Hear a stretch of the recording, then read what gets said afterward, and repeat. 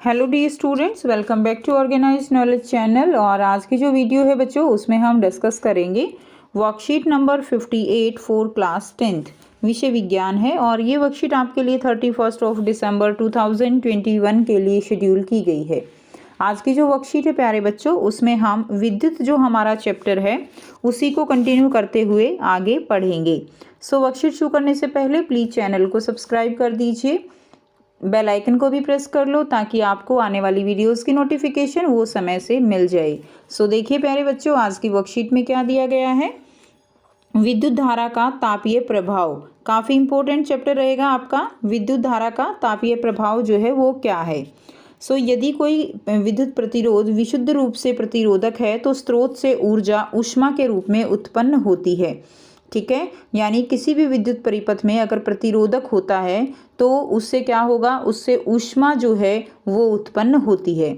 इसे विद्युत धारा के तापीय प्रभाव के रूप में जाना जाता है। फॉर एग्जाम्पल, हम सिंपल सा एक एग्जाम्पल लेते हैं, जैसे प्रेस चलती है। अब प्रेस के अंदर क्या है, प्रेस जो है उसके अंदर प्रतिरोध ज़्यादा होता है और तो उसके अंदर से जो करंट फ्लो कर रहा है उससे ऊष्मा उत्पन्न होती है। ठीक है, जिससे हम जो कपड़े हैं उनको प्रेस करते हैं। इसके अलावा माइक्रोवेव का एग्जाम्पल है, टोस्टर का एग्जाम्पल है। ये सारे जिसमें भी तापीय प्रभाव होता है उन सब में जो है ये क्या है, विद्युत धारा का तापीय प्रभाव जो है वो लगता है। प्रतिरोध R से प्रवाहित होने वाली विद्युत धारा I है और विभवांतर V है। T समय के लिए आवेश Q प्रवाहित होता है। तो आवेश Q को स्थानांतरित करने में किया गया कार्य कितना है, यानी Q आवेश को जो परिपथ है उसके अंदर से, तार है उसके अंदर से प्रवाहित करने में किया गया कार्य कितना होगा, V इंटू Q हो जाएगा। शक्ति क्या होती है बच्चों, शक्ति जो है वो कार्य करने की दर होती है। ठीक है, कार्य करने की दर को क्या कहेंगे, शक्ति कहेंगे। इसलिए विद्युत शक्ति बराबर है P बराबर है, P किसके बराबर हो जाएगा, P बराबर है V into Q by T. Clear. उसके बाद देखिए P जो है, इसके अलावा P का फॉर्मूला और क्या होता है, V इंटू आई होता है। देखो P जो है वो क्या है, पावर क्या है, यानी V इंटू आई। ये फॉर्मूला आप याद रखेंगे। क्लियर। और I क्या होता है, I होता है Q बाई टी, जो हम बिल्कुल स्टार्टिंग वाली वर्कशीट में हमने फॉर्मूला पढ़ा था। तो हम क्या लिख सकते हैं, P is equal to V into Q by T. Clear. उसके बाद देखिए T समय में स्रोत द्वारा आपूर्ति की गई ऊर्जा ये कितनी है, E is equal to P into T. So E का फॉर्मूला हम यहाँ से फिर से लगा सकते हैं। E को हम क्या लिख सकते हैं, E को हम VIT लिख सकते हैं। क्लियर। क्योंकि जो ऊष्मा है वो भी किसके बराबर है, H के। एनर्जी जो है यानी ऊष्मा जो है, जो हम ऊर्जा की बात करते हैं वो किसके बराबर है, वो भी एक तरह की जो यहाँ से जो ऊष्मा निकल रही है वो ऊर्जा ही है। ठीक है, तो यहाँ से H इज इक्वल टू किसके बराबर हो जाएगा, VIT के बराबर हो जाएगा। या हम कह सकते हैं H is equal to I square RT, जब हम इसमें फॉर्मूला पुट कर देंगे। क्लियर। सो बच्चों एक बार फिर से हम इसको जो है आपको समझाते हैं। देखिए बहुत सिंपल है, P इज इक्वल टू क्या होता है, VI। P is equal to VI को लिख सकते हैं हम Q बाई टी। ठीक है, ये फॉर्मूला होता है। अब दूसरी तरफ देखिए E को हम क्या लिखते हैं, P इंटू टी। एनर्जी क्या है, ऊष्मा क्या है, P इंटू टी। ठीक है, जो शक्ति है गुणा में समय, पावर गुणा में समय। अब E को हम क्या लिख सकते हैं, हम P का फॉर्मूला यहाँ से उठाइए, VIT लिख सकते हैं। अब जो ऊर्जा है वो ऊष्मा का ही एक रूप होता है, तो H और E को हम बराबर लिखकर VIT लिख सकते हैं।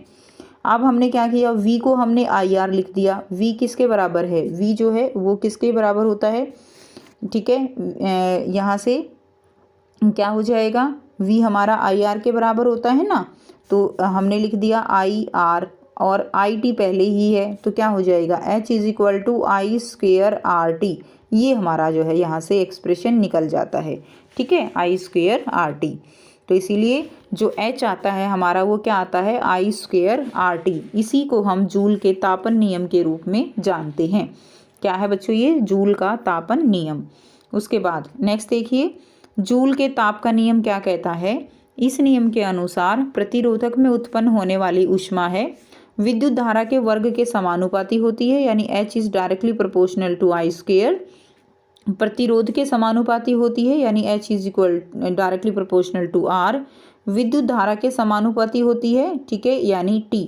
अब इनका मतलब क्या है कि अगर करंट जो है बढ़ता है तो ऊष्मा बढ़ेगी, अगर प्रतिरोध बढ़ता है तो भी ऊष्मा बढ़ेगी, अगर समय बढ़ता है तो भी ऊष्मा बढ़ेगी।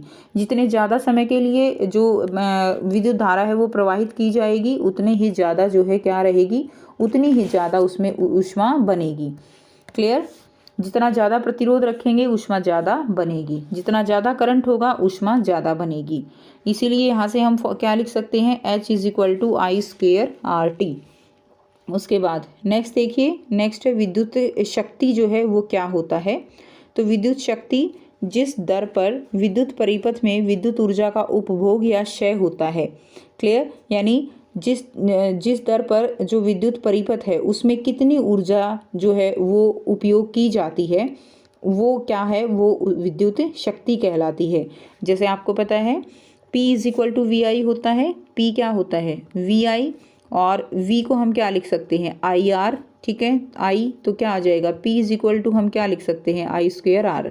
तो बच्चों ओम्स लॉ से हम जो है ये सारी चीज़ें ऐसे चेंज करके लिख सकते हैं अलग अलग, जिस भी फॉर्म में हमें चाहिए। उसके बाद देखिए शक्ति का SI मात्रक वॉट होता है। आपने देखा है घर में 60 वॉट का बल्ब होता है, क्लियर, 100 वॉट का बल्ब होता है। तो ये बल्ब जो इस तरह से किसी भी उपकरण की जो शक्ति होती है वो वॉट में मापी जाती है। कितनी की मोटर है, इस तरह से जो है वॉट में मापी जाती है, ठीक है। तो हम 1 वॉट को जो है क्या लिख सकते हैं, तो 1 वॉट जो है, 1 वॉट क्या होगा, 1 वोल्ट × 1 एम्पियर। क्लियर? ये क्या हो जाएगा, ये 1 वॉट के बराबर रहेगा, क्योंकि P = VI है ना बच्चों। V जो है क्या है, वोल्ट है, और I क्या है, I जो है वो विद्युत धारा है, यानी एम्पियर से मापते हैं। तो इसीलिए 1 वॉट को हम 1 वोल्ट × 1 एम्पियर लिख सकते हैं। अब देखिए विद्युत ऊर्जा का व्यावसायिक इकाई किलोवाट घंटा है। व्यावसायिक जो मात्रक है वो क्या है, इकाई किलोवाट घंटा। किलोवाट घंटा में हम उसको मापते हैं, और 1 किलोवाट घंटा जो है वो किसके बराबर होता है, 3.6 × 10⁶ जूल का, ठीक है। और ये किसके इक्वल होता है बच्चों, ये 1 यूनिट के। हमारे जो मीटर होते हैं ना, मीटर लगे हुए हैं बिजली के, तो वो मीटर जो है यूनिट में यूनिट निकालते हैं ना, वो कितनी यूनिट निकालते हैं, तो उसमें 1 यूनिट का मतलब जो होता है वो है 3.6 × 10⁶ जूल। ये 1 यूनिट के बराबर है इतनी ऊर्जा। क्लियर? ठीक है बच्चों, तो यानी ये क्या है, 1 किलोवाट आवर के बराबर। इसको हम 1 किलोवाट आवर के बराबर भी लिख सकते हैं, और इसको हम इतनी जूल के बराबर भी लिख सकते हैं, ठीक है। अब विद्युत धारा का जो व्यावसायिक इकाई है और SI में संबंध क्या है, तो 1 किलोवाट आवर जो है, देखिए 1 किलोवाट आवर जो हमने अभी निकाला, 1 किलोवाट में 1000 वॉट होते हैं, और आवर में 3600 सेकंड होती हैं। तो इसमें क्या आ जाएगा, 3.6 × 10⁶ वॉट सेकंड। ये जो है इनके में क्या है, रिलेशन है। वाट सेकंड को हम क्या कहेंगे, इसको हम जूल कहेंगे, ठीक है। तो 1 किलोवाट आवर वो किसके बराबर हो गया, 3.6 × 10⁶ जूल के, ठीक है। उसके बाद नेक्स्ट देखिए क्या दिया गया है। अब आपको यहाँ पे एक छोटा सा जो है न्यूमेरिकल दिया गया है। एक बल्ब है 220 वोल्ट का, बल्ब कितने का है, 220 का, उसमें से 0.5 एम्पियर जो है विद्युत धारा प्रवाहित होती है, तो उसकी शक्ति निकालनी है, P निकालनी है। तो P किसके बराबर होगा बच्चों, P होगा VI के बराबर। V क्या है यहाँ पे, 220 है, ठीक है। I कितना दे रखा है, 0.5 एम्पियर है, 0.5, तो इसको मल्टीप्लाई करेंगे तो 110 वॉट आ जाएगा। उसके बाद नेक्स्ट देखिए क्या दिया गया है, विद्युत धारा के ताप प्रभाव के अनुप्रयोग। तो इसमें अनुप्रयोग में देखिए विद्युत हीटर जो है वो ऊष्मा देता है, विद्युत बल्ब है, फ्यूज़ है आदि जैसे उपकरणों में ताप प्रभाव वांछनीय है। विद्युत बल्ब में अधिकांश ऊर्जा बल्ब के तंतु द्वारा ली जाती है। तंतु प्रदीप्त होकर ऊष्मा और प्रकाश उत्पन्न करता है। आपने देखा है ना, बल्ब के अंदर एक तार सा होता है जिसको हम फिलामेंट कहते हैं, और बल्ब का तंतु जो फिलामेंट है, तंतु है, वो टंगस्टन का बना होता है। टंगस्टन W जो है इसका संकेत होता है। टंगस्टन एक धातु होती है, और इसको टंगस्टन का ही क्यों बनाया जाता है, क्योंकि यह उच्च तापमान पर आसानी से ऑक्सीकृत जो है वो नहीं होता है, ठीक है। ज़्यादा तापमान भी होता है तो ये जल्दी से ऑक्सीकृत नहीं होता, ये जो है जलता नहीं है, इसका गलनांक जो है उच्च होता है 3380 डिग्री सेल्सियस, इसीलिए गर्म होने के बावजूद भी ये जो है खराब नहीं होता। बल्ब के अंदर नाइट्रोजन और ऑर्गन जैसी रासायनिक रूप से निष्क्रिय गैसें भरी होती हैं ताकि तंतु जो है वो खराब ना हो। ठीक है, ये गैसें इसके साथ अभिक्रिया नहीं करती गर्म होने के बाद, इसलिए ये गैसें भरी जाती हैं। उसके बाद है फ्यूज़। फ्यूज़ क्या होता है? फ्यूज़ एक सुरक्षा उपकरण है जो शॉर्ट सर्किट या ओवरलोडिंग की स्थिति में हमारे विद्युत उपकरणों की सुरक्षा करता है। आपने देखा है बच्चों, फ्यूज़ लगे होते हैं हर एक उपकरण में भी, और मीटर का मेन फ्यूज़ जो मेन मीटर होता है वहाँ पर भी फ्यूज़ लगा होता है। ठीक है, जिसका तार कई बार टूट जाता था, अब तो एमसीज जो है वो आने लगी हैं, एमसी गिर जाती हैं, लेकिन पहले जो है प्रॉपर फ्यूज़ लगे होते थे। अब आप उपकरणों में अलग अलग से फ्यूज़ होते हैं, तो फ्यूज़ हमेशा लाइव तार के साथ जो है श्रेणी क्रम में जोड़े जाते हैं, ताकि अगर पीछे से लाइट जो है वो प्रॉब्लम करती है तो वो फ्यूज़ का तार जो है वो क्या हो जाता है, टूट जाता है। ठीक है, जिससे घर के सारे उपकरण खराब होने से बच जाते हैं।